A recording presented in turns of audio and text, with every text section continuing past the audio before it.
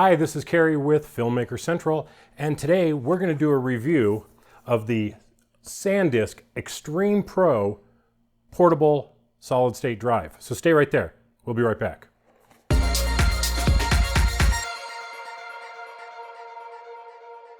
Okay, guys, I've got, you know what? I'm going to be very careful not to give opinions today.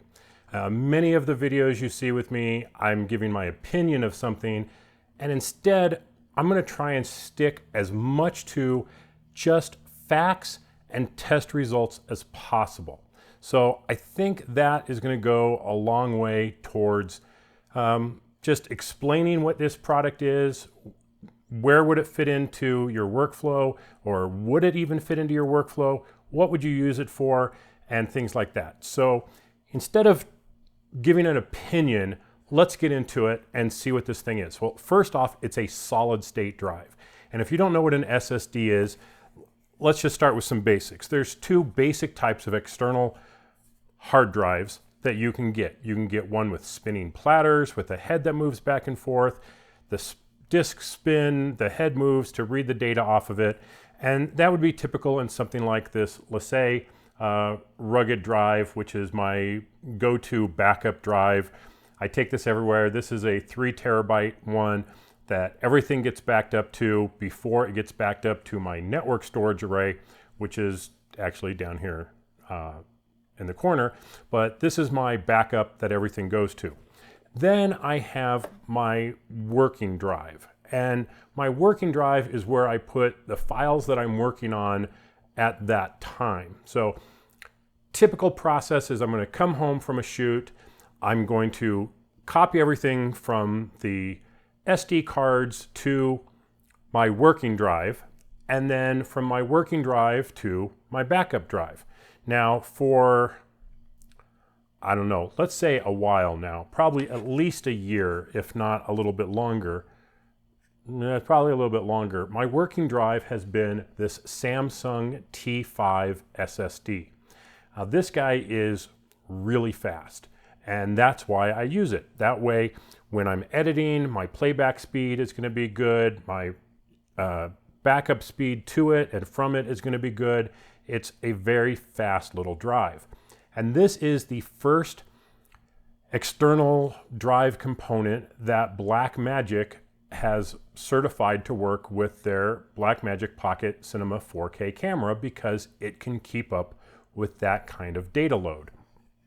So an SSD is not spinning media, it's solid state, which means it's just chips in here, just like the RAM in your computer. It stores it on here and can retrieve it. But because there's no spinning disks, there's no platter, there's no head moving around, it's much faster than a hard drive.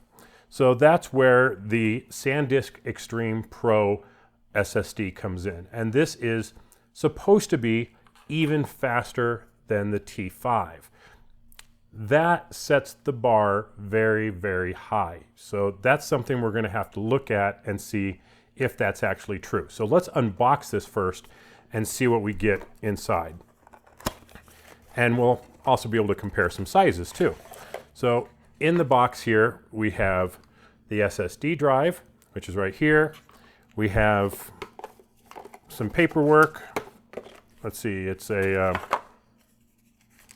little folded thing. So warranty card and information, and a little flyer for their flashback service, which is an online backup, limited complimentary offer, details on back.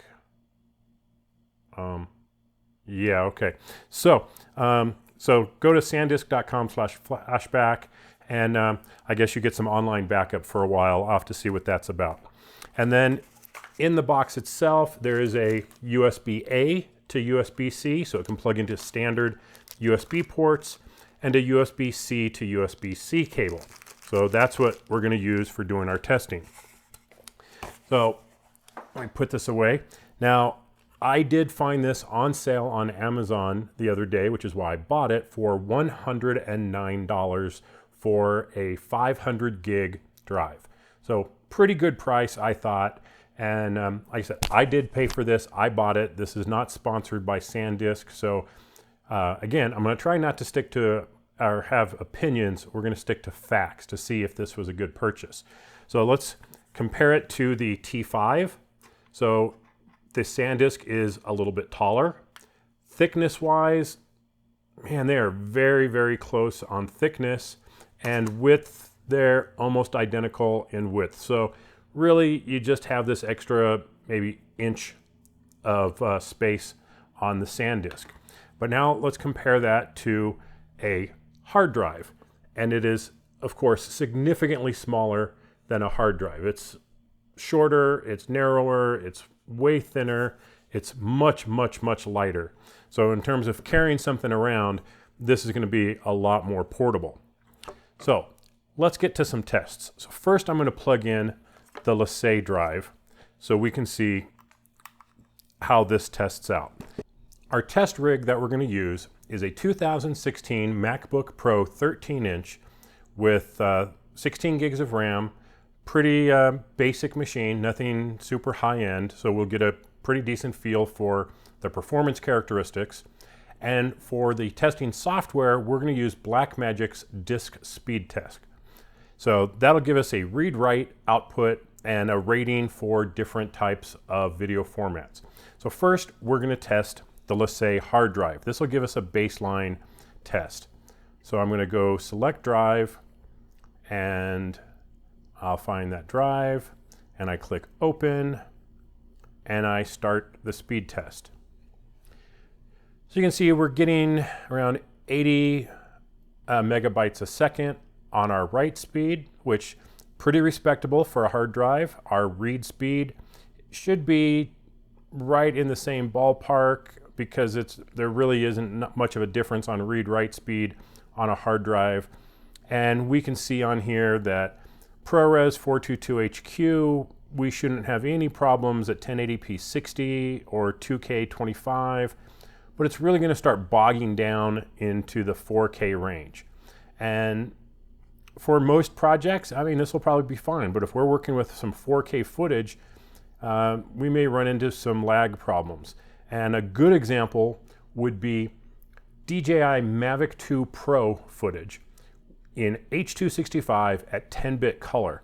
And it's just not going to handle it. You're going to have really, really bad playback with this drive. So we'll go ahead and stop that, and I'll eject this drive. And next, I'm going to plug in, and I'm going to use the same cable too. So I'm trying to keep the variables to an absolute minimum. So I'm going to plug in the T5. Like I said, this has been my workhorse project drive for quite a while now. I've been exceedingly happy with it. It has really performed for me.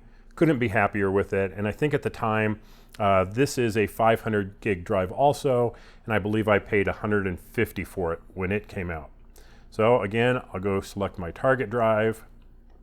I'll select the Samsung T5. I'll select open, and we'll hit start. And we're getting significantly faster write performance on here, where we were only getting in the 80s on the hard drive, where almost 400 megabytes a second faster. Our read speed is even faster at 500 megabytes per second.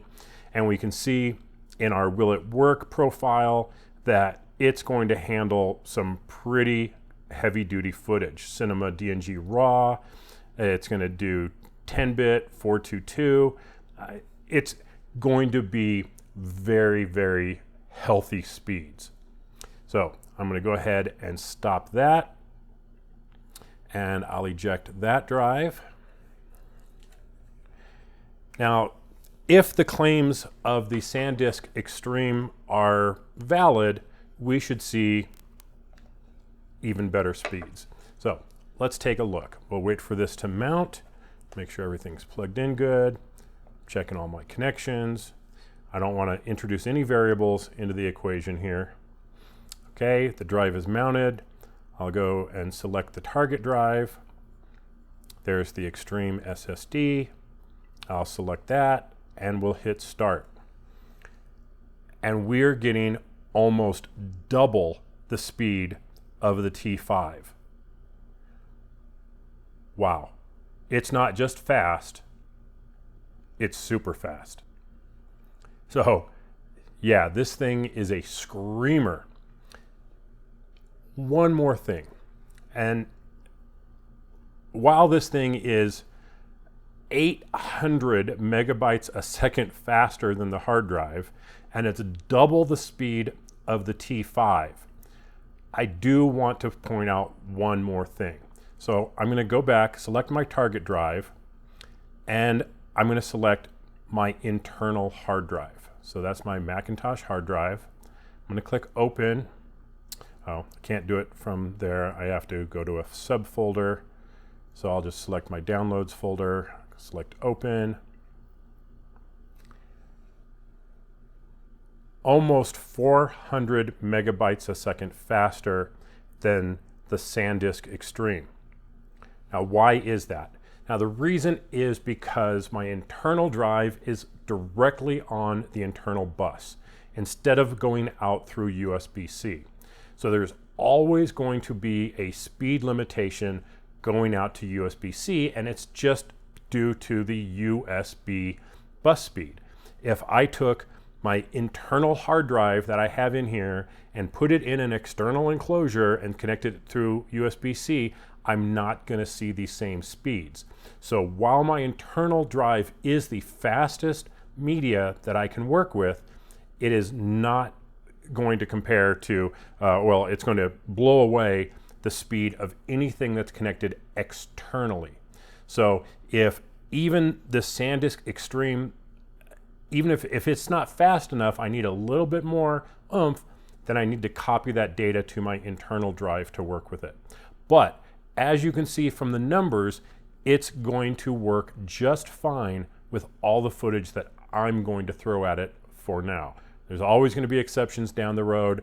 I wouldn't want to be throwing Blackmagic Pocket Cinema 6K, 8K, whatever type of footage at this thing. It's just not, it's still not going to handle it. It's going to be slow on this platform. It's just the nature of the beast. So I just wanted to be clear and transparent that while the Sandisk is super fast, my internal drive is still going to be faster.